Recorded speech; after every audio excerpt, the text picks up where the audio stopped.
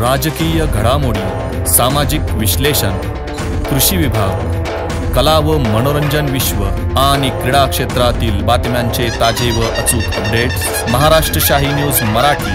बातमी मागची बातमी, शोध सत्याचा। माझे नाव शेळके शुभम विलास, गाव बोटा। आज आपण पाहतो या शेतकऱ्याचं काय चालले नुकसान। हा कांदा 1.2 एकरचा कांदा आहे। हा नुकसान चालली मी म्हणजे एक मे पासून तर या महिनाभराचा पाऊस चालू आहे। कांदा काढायच्या वेळेस कांदा काय काढून दिला नाही या पावसाने। एवढं नुकसान झाले की शेतकऱ्यांनी करायला काय पाहिजे।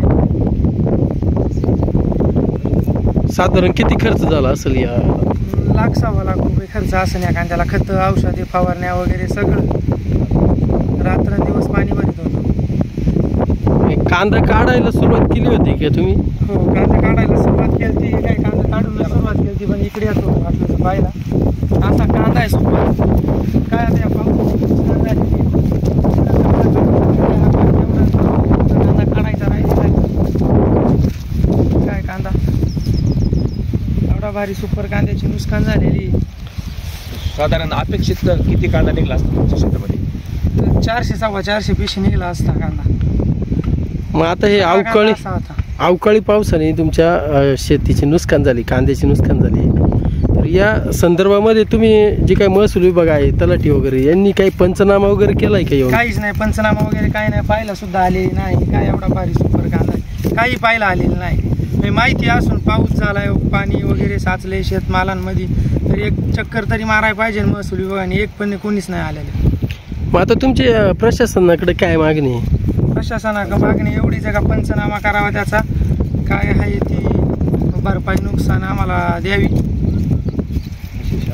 अशी शासनाला विनंती। आजच्या ह्या कांद्याचा आजच्या बाजारात जर बाजारभावाप्रमाणे 15 रुपये किलोने जरी कांदा धरला तर 700 रुपयाला एक गोणी खपेल आणि 400 गोणीचं 7×21 म्हणजे जवळजवळ 2.5 लाख रुपये या कांद्यामध्ये उत्पादन निघलं असतं। आणि आज पूर्णपणे ह्या अवकाळी पावसामुळं खऱ्या अर्थानं कांदा काढायला सुरुवात केली, पण मजूर न मिळाल्यामुळे हा कांदा शेतामध्ये तसाच पडून राहिला। आज जवळपास 2.5 ते 3 लाख रुपयाचं या शेतकऱ्याचं खऱ्या अर्थानं नुकसान झालेलं आहे। तर ह्या नुकसान भरपाई कमीत कमी नाही तर शेतीवरती झालेला खर्च हा सरकारने कमीत कमी निदान या शेतकऱ्यांना दिला पाहिजे, अशी आमची कळकळीची विनंती आहे। आता तुमचं गाव बोटा गाव आहे, बोटा गावात तलाठी कार्यालय आहे, तलाठी दररोज येत आहेत का तलाठी कार्यालयावर? नाही, त्याच नाही माहिती। काय लोक म्हणतात का बुधवारी राहतात का मंगळवारी राहतात, दिसती नाही, काहीच नाही। म्हणजे हे अवकाळी पावसाने जे काही शेतकऱ्यांचं विविध प्रकारचं नुकसान झालंय, या संदर्भामध्ये त्यांनी काही पंचनामे वगैरे केले?